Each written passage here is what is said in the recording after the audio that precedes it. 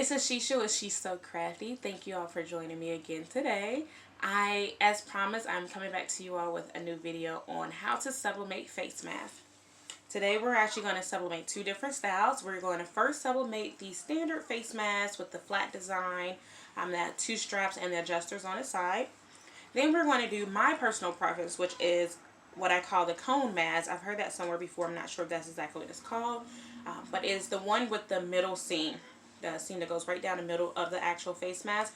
This is my personal favorite just because of the more comfortable ear straps. So we're going to go ahead and sublimate both of those. But before we go ahead and get started, be sure to like this video as well as subscribe to my channel and then click that bell notification so that way when I do post new videos, you'll be the first person notified. Alright, I'm going to go ahead and turn my camera around and we'll go ahead and get started. Okay, so now that I have my camera turned around, I am going to show you how I actually use this blank template to create this fully pictured template or fully designed template. I am not 100% sure where exactly I found this template at. I know it came out of a private Facebook group, but I can't remember which one because I'm a part of so many. So what I've decided to do is I am going to go ahead and save this as a PDF file, and then I'll actually leave that in the description below so that way you'll have access to it to use for yourself if you're sublimating the cone style face mask. But I wanted to show you today how I actually use this template to create my own designs and use it to sublimate on a face mask. Now, what I do for creating like my own designs, I don't actually create my own designs. I just simply just use Google. And on here, what I typically do is I'll just Google something randomly. Like today, I just went ahead and Googled floral wallpaper HD. Now, the key to getting like the best image when you're trying to sublimate is to make sure that you have HD listed behind it, or you can type in high definition. It's the same thing.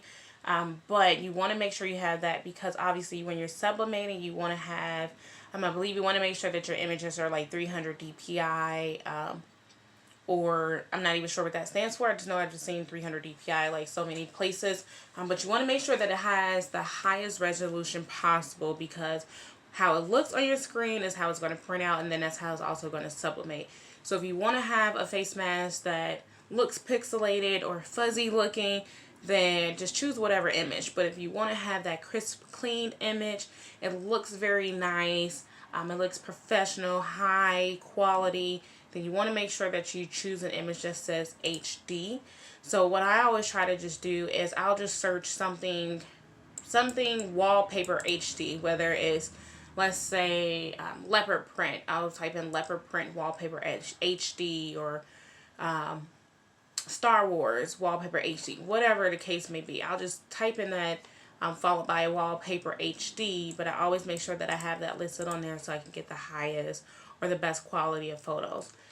So I did find this image. I'm going to go ahead and use this. So what I do is I typically just, I typically do not look for, I'll go up and show you, like these right here where they have like a dollar amount listed right there. These are ads. These are ones that you have to pay for. I always try to find something that you don't have to pay for. And my philosophy is if it's on Google, it's available to be used. But not everything on Google is available to be used. However, most of them that are not available to be used will have like a dollar amount listed somewhere down here in this area. So what I would do is I would just simply find the image that I want. I right click on it. And instead of saving the image, I just simply copy the image because you can copy it directly from Google to Silhouette. So then I go back to Silhouette Studios and then right click and then just click paste. It's going to paste it right above my two templates. And then what I'm going to do is right click on the design again and make sure you choose send to back. You want to make sure it's behind your actual templates itself. And so then what I do, and let me zoom out because you might not be able to see the entire thing, is I want to make sure that my template is lined up with each other, and then I actually have my design lined up right at the edge, or not right at the edge, but enough to where it's covering the entire edge of this as well as the bottom. And because it cuts off right here, I'm going to just simply stretch out the design itself. until it actually covers this entire part, or the template is fully encased into the actual design itself. And so now that I have that on there, there's nothing, no parts of the template that is hanging over the actual design. It's all covered by the design in the background. What you then do is you'll actually click outside of here and you'll drag your cursor over, and you see how it sort of gives you like that square, that rectangle. This is basically what I call like my pickup tool. This is going to help me to, once I do this and I right click, or excuse me, I just click over here on the outside part, not right click, but just click with your left cursor, or your left click. Drag it all the way over. It's going to highlight this, the background image, the design, as well as your template. And then I bring it down so that way it grabs that bottom template as well. So now it has all three of the pieces that I need in this part right here. The two templates as well as the design. It has them all highlighted. What I'm then going to do is I'm going to go over here to my right panel, and I'm going to click on the Open Modify panel here. This one is going to give you the Modify panel here with all these different options. You have the weld, subtract, divide, and crop. We are going to utilize crop. So once you click crop, it then crops that background into the actual template that you have set for yourself. So now you actually have your designs created. Now, one thing I wanted to point out is like how you see here, my design is exactly the same on both my left side of my face mask as well as my right side of my face mask. Well, obviously here, because the design wasn't exactly the same all the way through, when you butt it up together, this is how it's going to look when you actually go to print it on your face mask, or when you print it out and sublimate it on your face mask.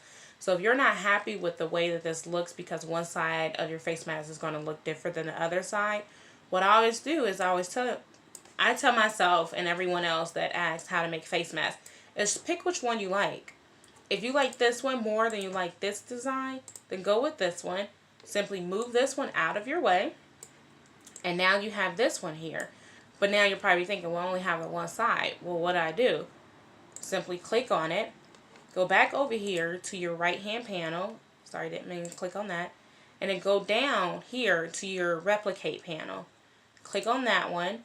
And then you have the option down here to mirror. And because we already have the right image, we're going to mirror on the left side. So then you want to choose the option to mirror on the left side.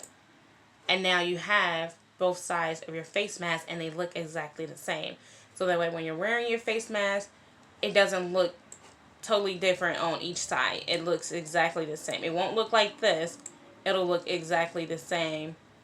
It'll have the same image or design on both sides. So if that's what you're looking for, then that's what you want to utilize, is make sure you use that replicate panel over here to make sure that you have the design that you want. But if you are into having the two different designs, you can absolutely print it that way to where it has the two different designs and have it just look different all over the mask. But for me, I'm going to go ahead and use the two that's the same. So I'm going to just right click and delete this one because I don't need it. And then I'm just going to just line this back up within my image or my paper size, because as you can see, I'll move this out the way. As you can see, this is obviously the matte, the 12 by 12 matte. But because I use the ET2720 printer, it can only print as wide as 8.5 inches. And I do use 8.5 inches by 11 sublimation paper to print all of my images. So what I did up here was under the page setup, I just changed my media size to letter, which is exactly the 8.5 by 11 inches. So then that way that just gives me exactly what I need it to be. And I just make sure that I keep my design within that. And now that I have my design there, what I'm going to do is you're ready to print. So I'm going to go ahead and get this printed off. And that's exactly how it's going to print out. And when I go through the print, I do use my ET2720. I always go in and check my preferences, because here I have a printing preset already created for sublimation. So then that way what I do for when I'm printing, I do my document size obviously is letter. My orientation is portrait. And then for the paper type, I always select, I have it preset, like I said, a premium presentation paper matte. The quality is high and my color is on. Nothing else is changed on this first page, but I do go over to more options. Under more options, I do select under the color correction, I select custom. And then I go to advanced and I select ICM. For me, I used to do I think the color control. No, I used to do no color adjustment, but it was messing up like my reds. It was giving me more pinkish or more oranges. So when I select ICM, I've noticed that it prints out my reds as red. My pink don't print out as an orange. My yellow don't print out as an orange. It actually gives me the correct color. I do take off high speed, and then I always mirror my image. Always mirror your image when you're doing certain things. Now, if I go in and say it's something that I don't need to mirror my image for, then I will make sure that I always check my preference. Still select sublimation, but I'll just come back and just deselect the mirror image part. But because this is set up exactly how I want it to be, I just click OK, click apply, and then I print.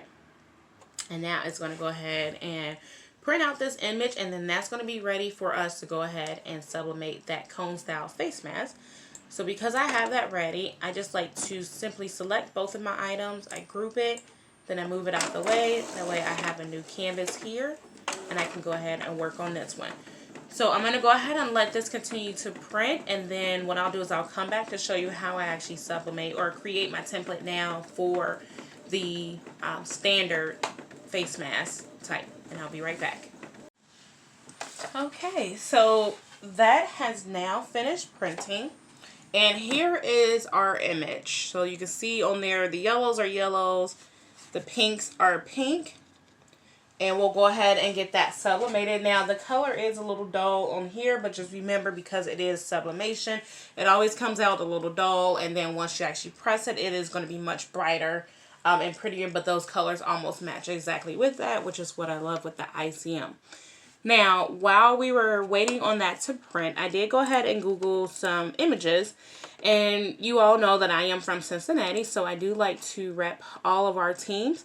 So what I wanted to do was try to find something that was nice looking that I would like to wear, because I may just keep it for myself, or I may try to sell it, so we'll see. But I wanted to just try to find something that we can use for our actual flat face mask, is what I'll just call those, the flat face ones, because they don't have that middle seam. So I'm just going to choose any image on here, just something that just looks nice, and we'll just go from there. And because we are well into our baseball season, I figure why not. So let's just use this. It's just a simple red face mask or red image. So I'm going to go ahead and copy this one. And then what I'm going to do is go back into my Silhouette Studios, paste it there. Now, because my actual face mask, it measures with this one. Let me go ahead and measure it out for you, because I had the image or the measurements in my head and I totally forgot. It measures at 7 inches and 3/4 wide, and then 4 inches. Yep, 4 inches and 4.5 inches long.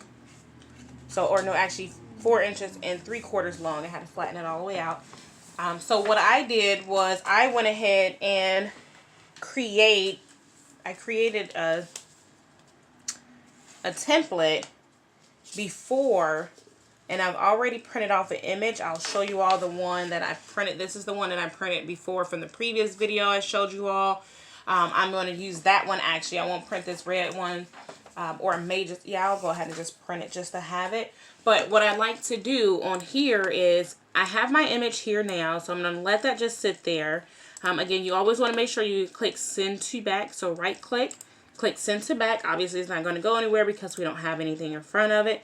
But now what we're going to do is we're going to come over here to our left hand side, our left side panel. We're going to select the drawing tools over here, or not the drawing tools, but the yeah, it's called drawing tools if you hover over it, and it has the different shapes. We're going to go ahead and just select the first one that's available for me, which is the rectangle. So we're going to select that. And then what I want to do is I want to just go ahead and draw a rectangle. And I'm just going to randomly just draw a rectangle on there. Because then I'm going to go back up here and click on my cursor. And now it has my rectangle highlighted already. I'm going to change my sizing up here for my actual rectangle. So because I said that the actual face mask was 7 3/4 inches wide, I'm going to actually just change that to 8 inches wide. And then click enter. And then because it is 4 inches and 3/4 high, I'm just going to change it to an even 5 inches high. So then that way that gives me exactly the size that I need to go ahead and sublimate my my actual design on here. So I'm going to change this because the image is red. My background or my rectangle around my box is red. So I'm going to change it to black so that way I can see it. And then I'm just going to move that exactly to where I would like for my image to be. Now what I might do is just make this a little bit smaller because I don't want that to be that big on the face mask. So then that'll be like the middle of the face mask there. Let me make it even smaller. Yeah, there we go. And I'm going to do the same thing. I'm going to simply click out of here, click like right here, create my square, my rectangle, drag it up, grab both of them. So now I have both my box, my inner box highlighted as well as my outer box highlighted. And I'm going to go over here to my modify panel and click crop. And that's it. That's all you have to do.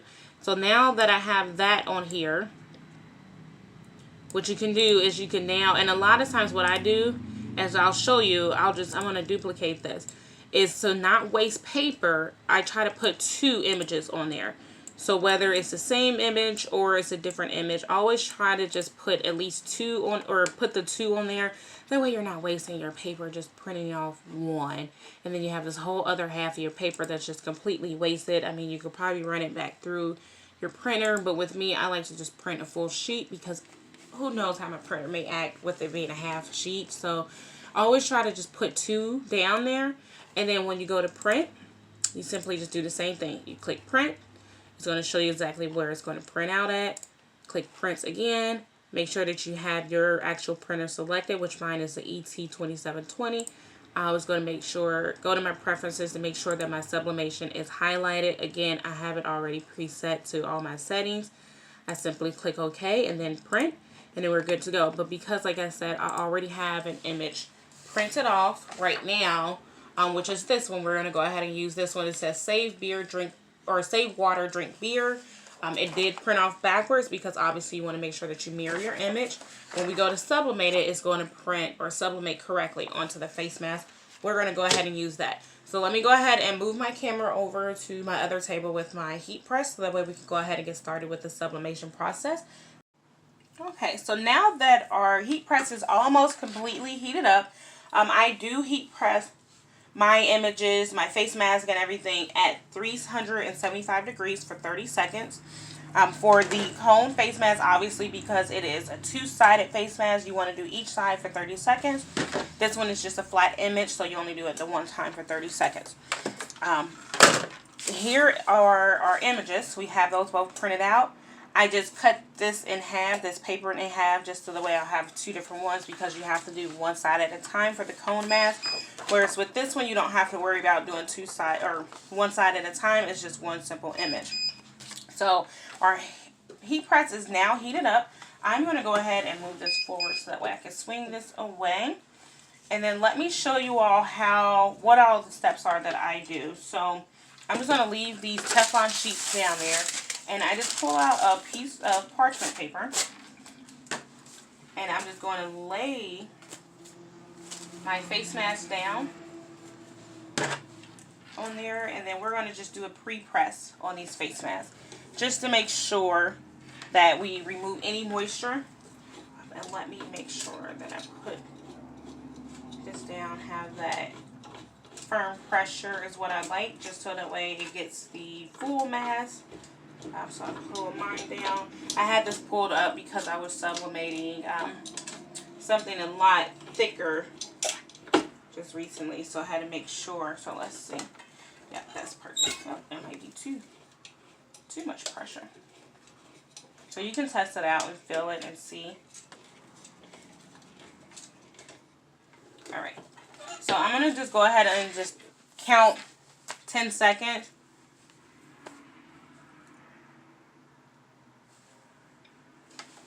And then that's normally how long I would just pre-press mine for. Just make sure that they're completely flat and remove the moisture so that way when you go to apply it to your image, it doesn't actually shrink while it's being pressed, because then that's how you end up with ghosting on an actual face mask.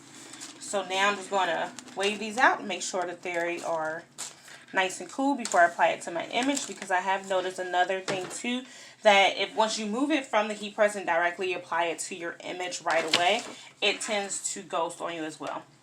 So I'm going to start with the more simple face mask. So I have my image here. I'm just going to place it down flat on here first.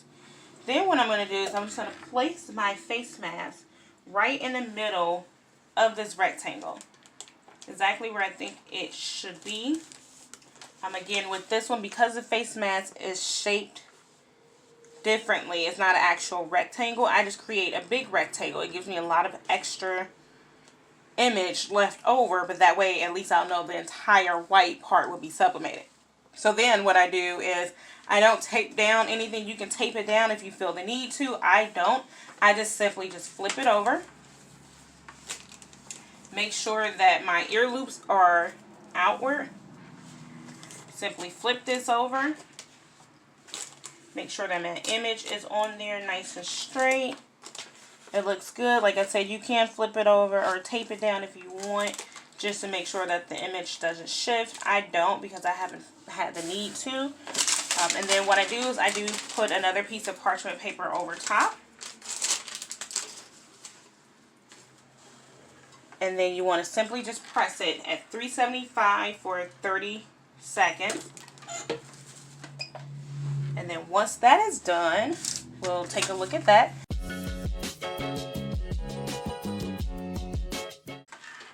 Let's see. And we could have done both at the same time, but I'll just show you all one at a time. So then I just take this off, and I'll simply just remove this.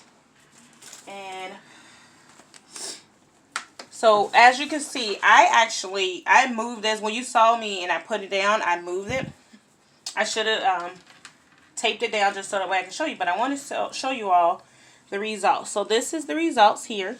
But as you can see at the very bottom, it has that little white spot. And that's because it was hanging off at the bottom of my image up here. I didn't check that side. I checked this side when I flipped it over. So I should have went ahead and taped it. I was doing all that talking like, oh, I've never had to do that before. And I got ahead of myself and was like, oh, maybe you should have. So what you could always do, because I have noticed even though we did press it, it pressed off most of that ink. What I could do is I could go back and simply just line that last part down on there. But I'm not going to. I'll just leave it just like this. But yeah, you want to make sure that you just tape it. Tape it down so then that way when you go to flip it over, it doesn't shift or move. Typically, I'm really great at getting it on there to where it doesn't move. But yeah, you got to see me talk smack about my own stuff, and then I messed up myself. But this is it. So that's how that works, and then you go ahead and put your adjusters on there. Then what I do is I just simply flip that over, or most of the time I'll actually fold it in half, so then that way whatever ink may be on there, it won't come through on my Teflon sheet, nor will it come through on my actual new design. And I'll just place another piece of parchment paper over top, or what you can always do is just use a regular piece of copy paper. And then you have your regular piece of copy paper here.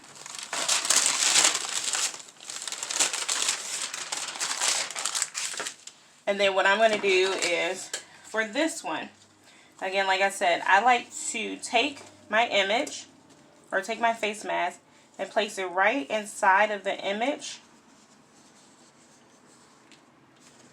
Make sure that all parts have a little bit just overlapping, or is out of the picture or over the actual face mask. So right here at the very bottom, there's some extra down there, and there's some extra all the way around it. Then what I do is I do take my heat tape and I'll just place a small piece at the back just to tape down those ear loops so they don't move. And then what I'll do is I'll come through and I'll just tape just one piece right here. I don't need more than that. I just simply just tape down that. One piece here, one piece to tape down both the ear loops. You want to make sure that you flip it over to where your design is always on the top, so it presses down onto that, because if you do it the other way, it won't come through all the way. And then place my parchment paper back on top. And with this one, I'm going to go ahead and press this one again for 30 seconds at 375. And then we'll see how that one turns out.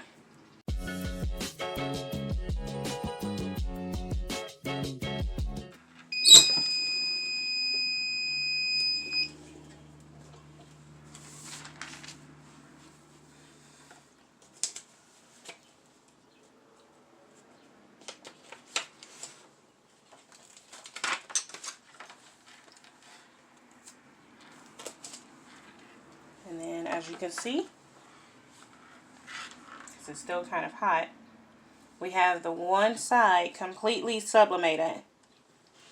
And you can see the seam on there, that middle seam, it got the entire seam, the entire ear. This side is still blank. So now what we're going to do is we're going to go ahead and grab this other image and do the same exact thing on that side. We're just going to line it up. Put our two pieces of tape down. The one on that very end.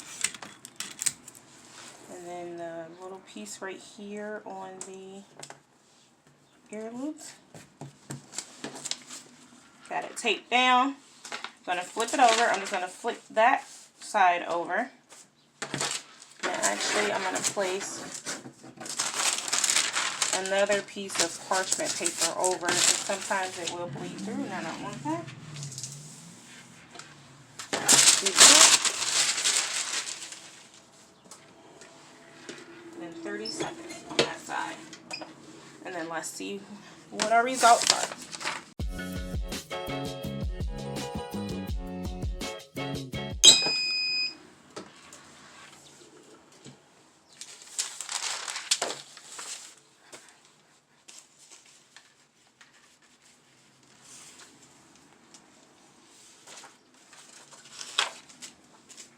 And there you have it. This is the other side. So now both sides of the face mask are completely sublimated and they look exactly the same.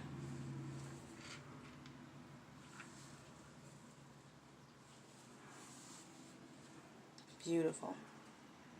Beautiful face mask. And that's how you do it. That's how you sublimate the cone style face mask, as well as the flat face mask with the adjusters on there. Alright, y'all. So if you enjoyed this video, please remember to go ahead and like the video, as well as subscribe to my channel. And then make sure to turn on your bell notifications. So again, like I said, once you receive, or once I post up new videos, you'll be the first person to receive a notification to let you know that some new products or new videos have been uploaded, and you can go ahead and check that out.